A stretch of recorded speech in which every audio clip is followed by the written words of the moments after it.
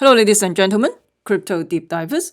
Welcome back to Weekly Crypto. Today, I'm going to talk about Bitcoin, Ethereum, and gold as well. Before we get into that, make sure you subscribe to my channel so you don't miss out the upcoming episodes. Also, hit the notification bell. Some of the video could be time sensitive.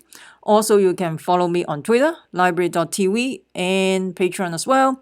For library.tv, join the decentralized YouTube movement, and you can just you can earn token just by joining library.tv as well as watching videos. If you're interested, you can click the link below, and of course you can follow me on Patreon, and I have a whole bunch of exclusive video just for my Patreon member, and I never talk about that in YouTube. And some of the topics could be very sensitive. I can potentially get banned in YouTube, so that's why I can't talk about that in public. So I put that in my Patreon group. If you're interested, you can join my Patreon group as well. Let's talk about Bitcoin. So if you follow my channel, you anticipate this happen anyway. I talk about Bitcoin going to have a potential big move when Bitcoin was around 7,700. And I actually talk about I'm on the bullish side. And this is exactly what happened. It pumps all the way to 9,000. And if you see the BTC USD short positions, I've been telling everybody that there's a potential pump because at this level, right now, the short positions already liquidate. Do you think they need to continue to pump? So you have the answer. In terms of the BTC USD short long position has been building up, so maybe there's a potential dump, right, coming up. And I don't think they will. We'll see. Anyway, let's talk about the Ethereum USD short position. So the short position has been liquidated a little bit already. And I think in my past videos, I talk about that there will be a potential pump of Ethereum. I've been talking about that probably at least 4 or 5 days ago. So right now, some of the short position is liquidate. And I think at the time when I talk about the potential pump, when Ethereum was around maybe 1,000, not 1,000, 180 or something like that, it pumps all the way to almost 210 today, I guess, right? Oh, 220.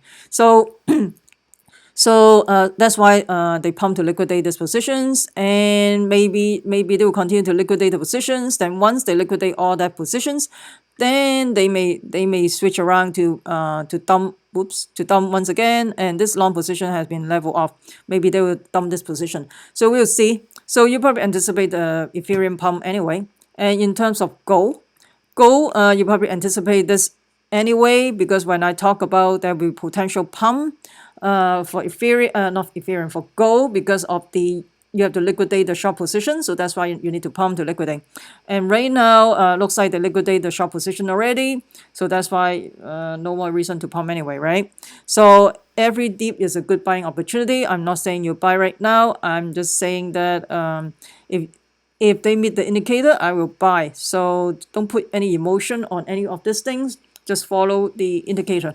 So I will buy on dips. I never chase the high, and I don't like to chase the high. Maybe a lot of hurts FOMO in, right? FOMO into this. Hey, we're going to the moon, right? So they buy in at this level, and I never chase the high anyway. So I'm waiting patiently, go to the level that I want to buy. If they don't come to that level, I'll wait next time. So it's no big deal. There's always an opportunity in crypto, in commodity, in stock market. So long term, I'm bullish in gold as well as Bitcoin, but not a financial advice. You use your due diligence, and you should do your own research as well. I'm not your financial advisor. The next stop, we're going to talk about the Bitcoin whale. One thing I almost forgot.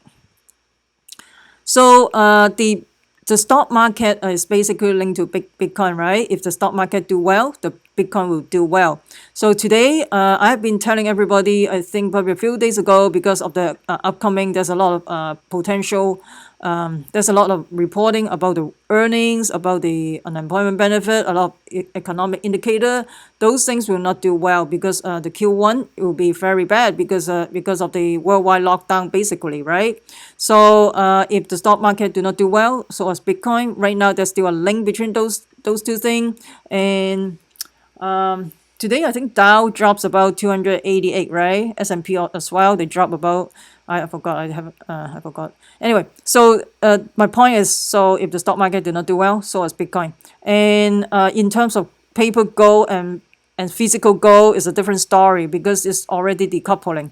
So that even though maybe the paper gold did not do well, the physical market still a lot of money. The spot price is a little bit. It's like I think gold is like $80 over the spot price. So even though the paper market do not do well, physical market is still doing well because there's still a lot of shortage in terms of buying gold coins, right? Because of the lockdown, a lot of gold mines do not open, so that's why there's no supply of the gold coin. This is like a supply and demand. So they already decoupling of the physical gold and then the paper gold already. So I hopefully one day Bitcoin can decoupling from the physical from the traditional stock market.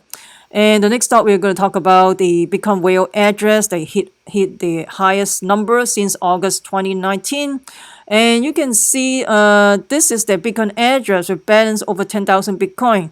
And you can see it's building up. The last time it was building up is on July 19. I don't know if you still remember around June or July last year. Bitcoin pump all the way, I think from 3,000 something, pump all the way to 14,000 in very short period of time, in less than 2 months. And of course, there's a big collapse, big pullback later on. So right now we are building up. Do you think Bitcoin is potentially going to pump? And of course, there's another factor coming up is because of the halving coming up in 11 days. So what do you think? Do you think Bitcoin is going to pump before the next halving? Another thing I don't like it is because of the Tether printing press.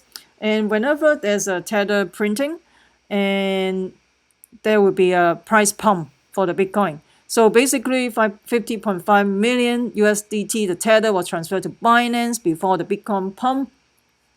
So this is not the first time. This happens again and again.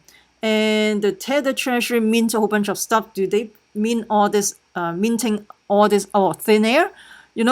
In the traditional market, you have the Federal Express, not Federal Express, Federal Reserve printing money like crazy. In the crypto world, you have a Tether treasury printing money like crazy as well. And of course, a lot of exchange doing all this too. Maybe the exchange they use the Tether printing press to pump the Bitcoin as well as the altcoin market as well.